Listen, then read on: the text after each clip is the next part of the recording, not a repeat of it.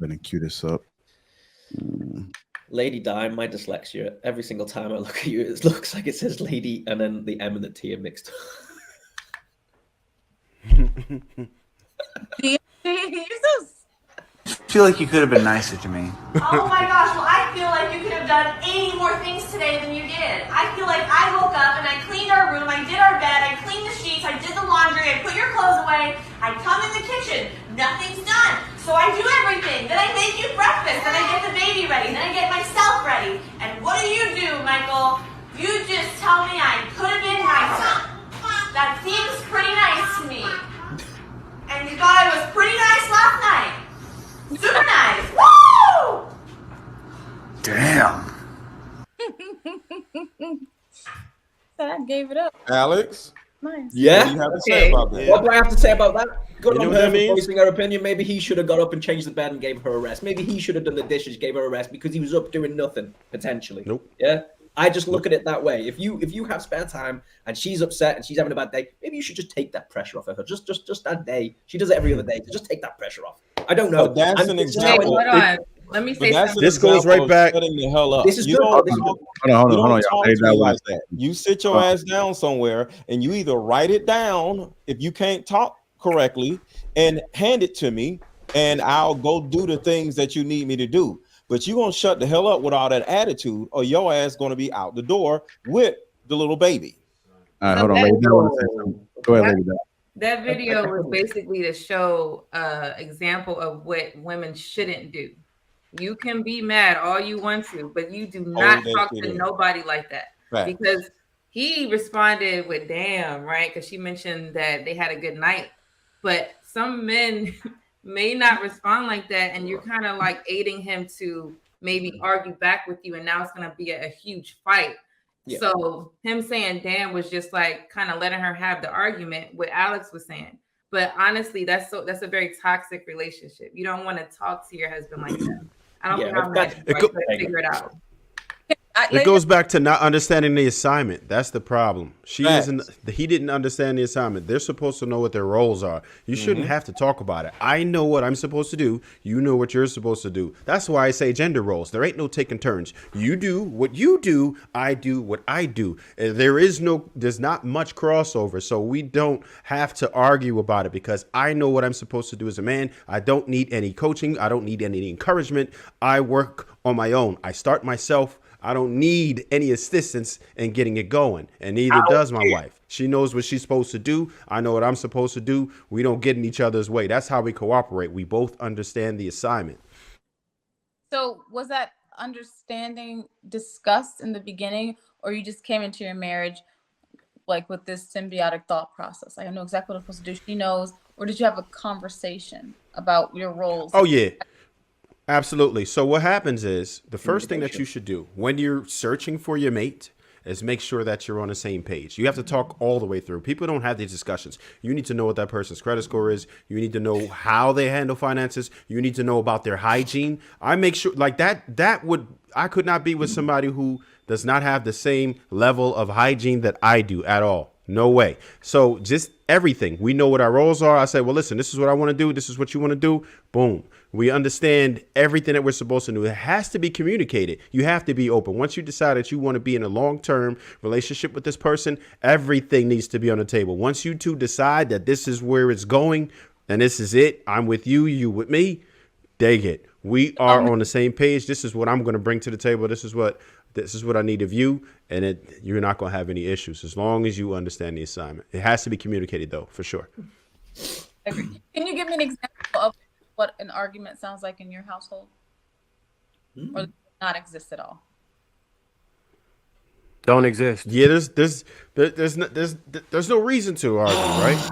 There's no reason to argue. There's no reason to argue. There's disagreements. There's disagreements, right? We might not want to watch the same thing. We might not want to eat at the same place. It might be a couple things that we just don't agree with. And we'd be like, all right, well, you know what? At that point, you can compromise a bit. There's nothing wrong with that. You just compromise or, okay, you got this. All right, cool. All right, forget it. Next time, this is what it is. And that's it. You should be able to resolve any problem easily. I don't like fighting with people, right? If I have to, I'm going to hurt you, but I don't like to fight. I don't like to fight. I don't like to fight verbally. I don't like conflict. I know how to handle conflict, but it's never my go-to. It's never my go-to. There's always a better way, in my opinion. And if you run into another person who thinks like that, there's no reason to really ever fight.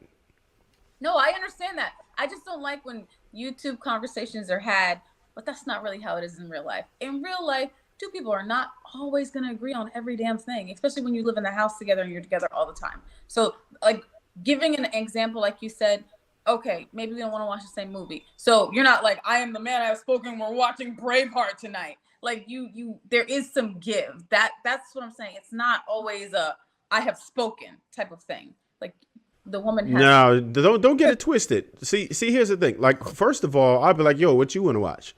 Most of the time, because I'm easygoing. I don't really care. It's not like, we're spending time together. That's what really matters. That's what really matters. We're going to spend time together. So I'll ask you what you want to watch. Okay. Most of the time, if we're about to go see a movie, most dudes pretty much operate like that. Like they want to make sure that the female is happy on a date, because we don't really care about dates or going out to eat. I could eat home and be the same. That's for real. We don't care about none of that. For real, even vacations, where do you want to go? Because I don't care. I'm very simple. I like to do hot things sometimes, but like, no, that's not really where we care about. We are here to make you happy, really. So we're really just going along with it. So we don't really care like that. It's not that deep to us. There you go, Trey. Go ahead, Mark. I'm going to get in there. I think arguments arise from misunderstood power dynamics and struggles to obtain dominance over the other partner, right? If you're in a relationship where you fully have accepted the role and you're ascribing to a traditional relationship where you're saying this man is my leader or I'm following in his lead, then the bickering, it can't really exist because there's nothing to bicker about. If he's doing something incorrect, odds are if you chose the right type of man, he's going to notice it and self-correct. And if you bring it to his attention, it's not in a way to demean or create a contentious situation. It's, hey, babe, you missed this. Hey, XYZ. And that's not because it's the women are silent and have no voice. Is that it's a way that women approach you when they have the utmost respect for you. And within those relationships, there is no real need to argue. I heard the young man earlier saying, after a couple of days, we'll be arguing.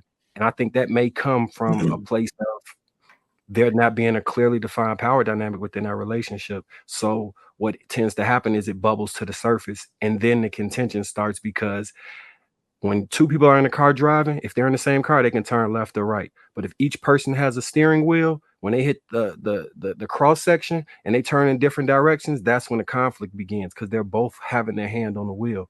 People have to allow themselves to not try and assert dominance over their partner. If you're in a relationship as a man, it sounds to me like you may be fine with the woman that's dominant, right? Maybe you just might need to fall back and let her lead. If that's the relationship that you want, then you won't have to have all these arguments. For me personally, that's not my thing, but that's my personal experience. And the number one thing, thank you for calling me a young man. I appreciate that. The number one thing is important for women to know is the only time a woman is really argumentative is if she's frustrated or she doesn't feel safe or she doesn't believe in where the man is going. So in my marriage, it wasn't a lot of arguments because she totally understood exactly what we doing, where we going, and everything. My kids grew up in houses, so they always felt, not just my ex-wife, but my kids, everybody felt safe and secure, and they believed in me. So everybody just understood what the direction was, and it wasn't a lot of problems. It was some stupid stuff, but it wasn't arguments.